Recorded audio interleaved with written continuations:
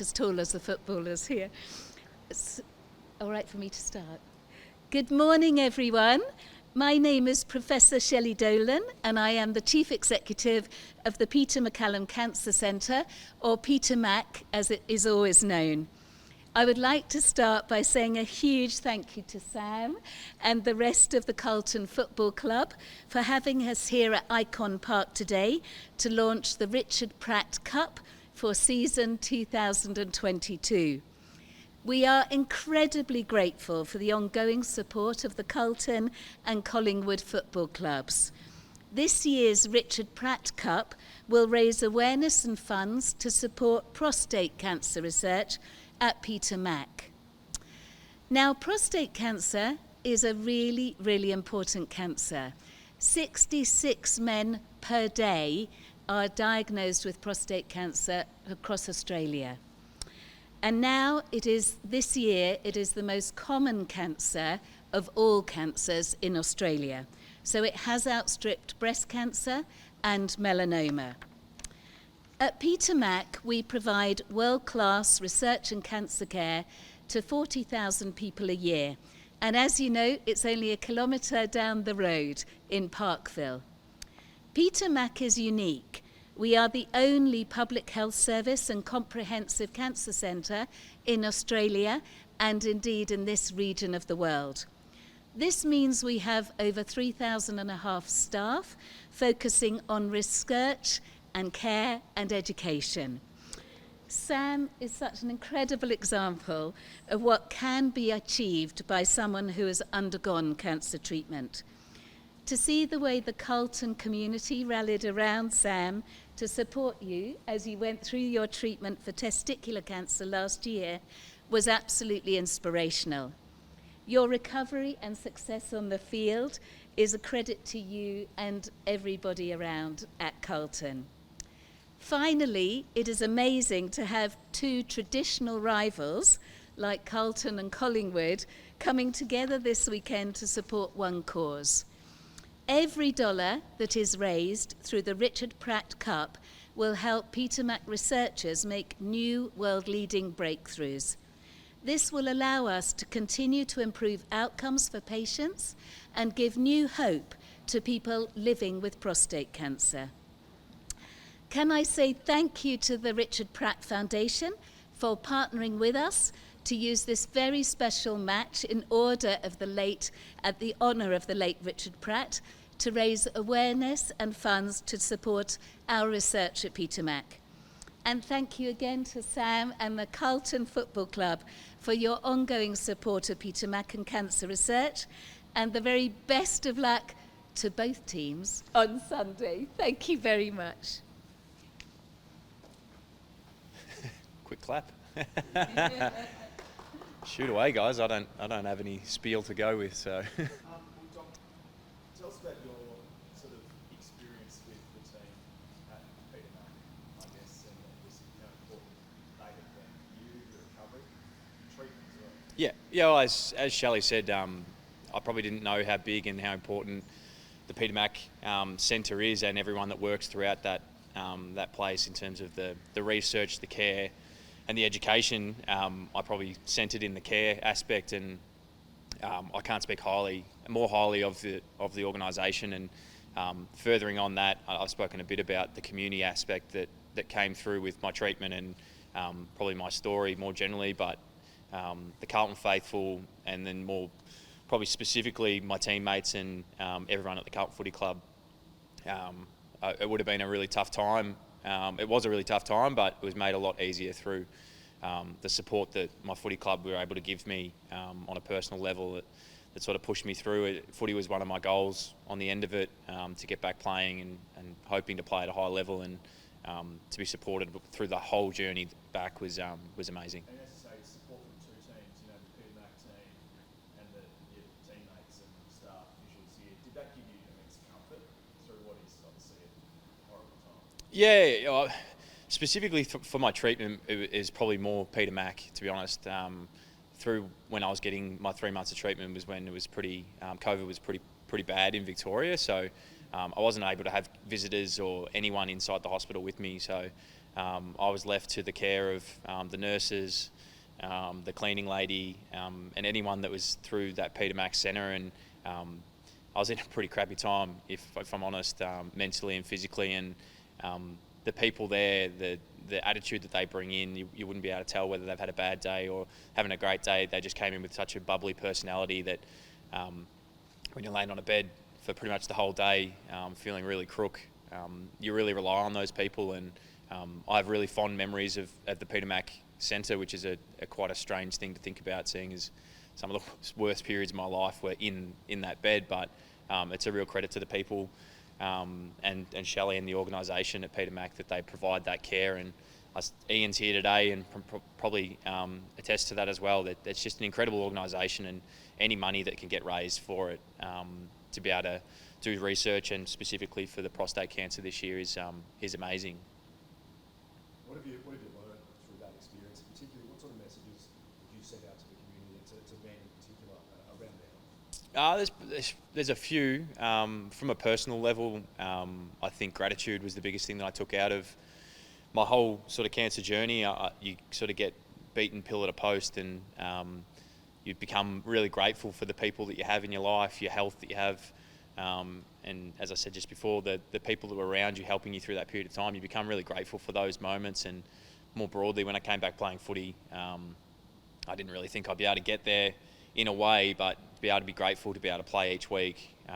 We've got the best opportunity this week to play in front of a massive crowd for a massive game, and I'm incredibly grateful for that. The message that I'd say to men more broadly, and anyone really, is just make sure you stay up to date with your doctor's checks. I think very stereotypical, but men tend to try and hide from the doctors when they've got an ache or a groan, and that can be the difference between saving your life or losing your life if you catch it later than you should be. And I think at times we probably try and hide the fact that we might be struggling, and that's not the right way to go about it. So I just encourage everyone to go and see the doctor, and at a bare minimum, if something's wrong, you should be able to get it treated if you go early enough.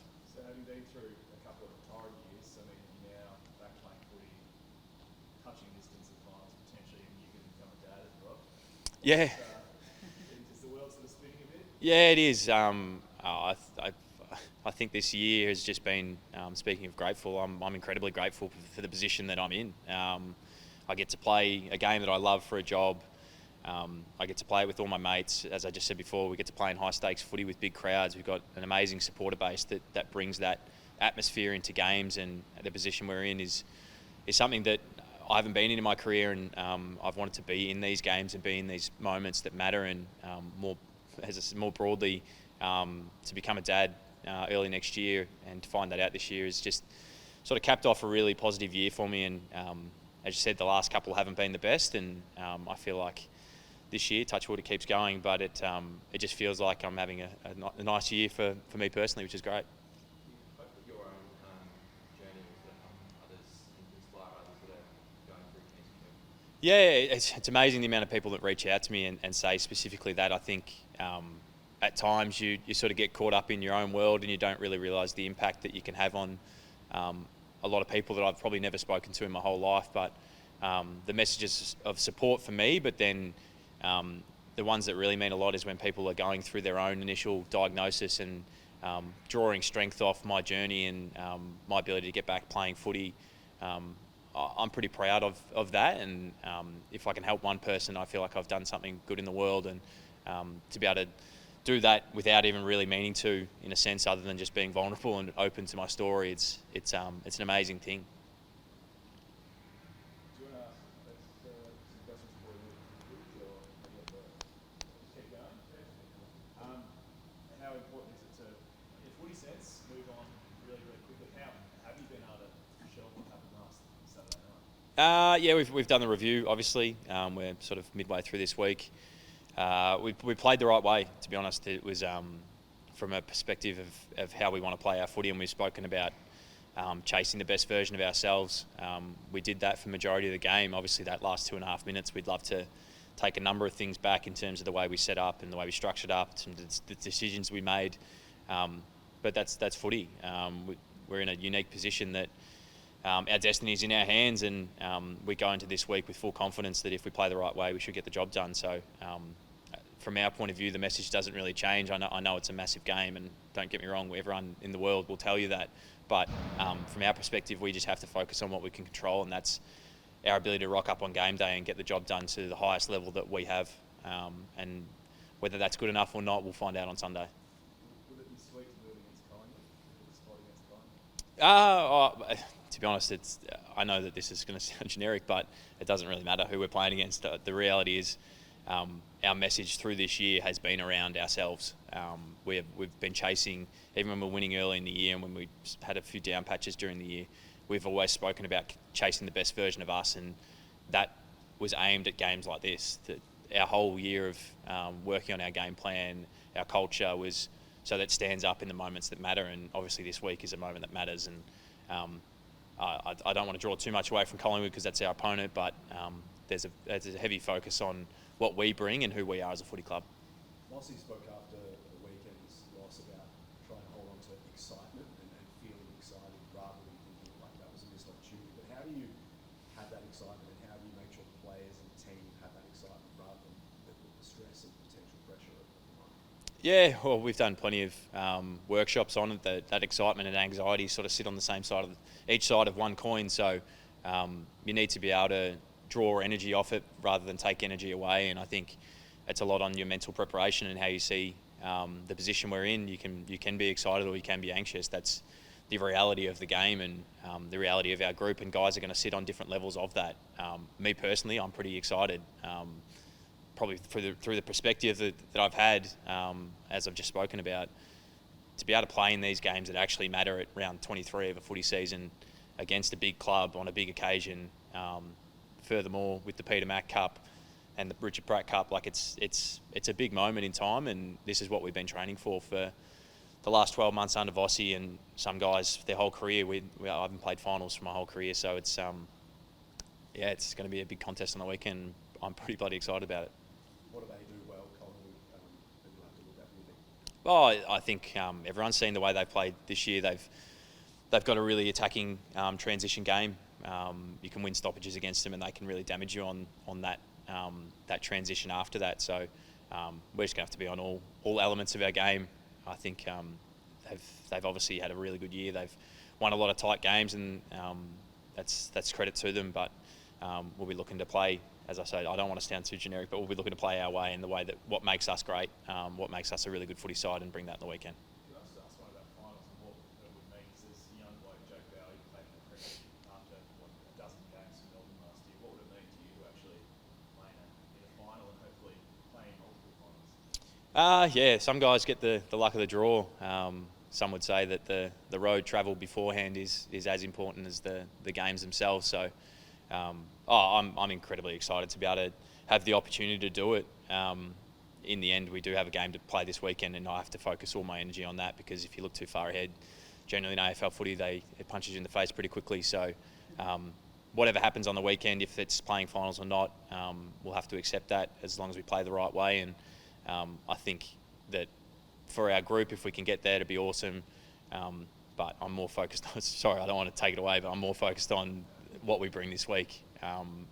We've got a sort of a duty to our own culture and our group that we bring it on the weekend. Doc, just to circle back, obviously you have a pretty unique shared journey with Ben Cunnington, who made his return last week. What words are going to give in the build-up, and did you get to watch him, I guess, running out with his kids on Saturday after before coming on into the next time? Yeah. Ben and I have sort of been joined through a unique circumstance of timing in our lives, and I think I just sort of on the back end of my treatment when Ben announced his, and I don't know, the person I am, I like to help people, and I reached out, and sure enough, Ben sort of jumped all over it, asking a lot of questions, and we sort of provided support with each other across the whole of our cancer journeys. And he's through this year has been pretty tough in terms of his body getting back and playing, and I think that moment of him walking out with Belinda and the kids, he doesn't show much emotion, and I don't know him that well, but everyone that I speak to says he hardly says a word. So to see that emotion pour out pre-game was something pretty special to see. And the North boys nearly got the win on the weekend, which was would have been great to see. But I'm incredibly proud of him, to be honest. I think there's been so much happened this year for him, and to be able to go out there and get back and do something that he loves is just inspiring for all people, and especially probably me. You mentioned after his return that you spoke to him about going to the game early and just taking some time to himself. Was that something you did in round one, which might seem like an eternity ago for you right now?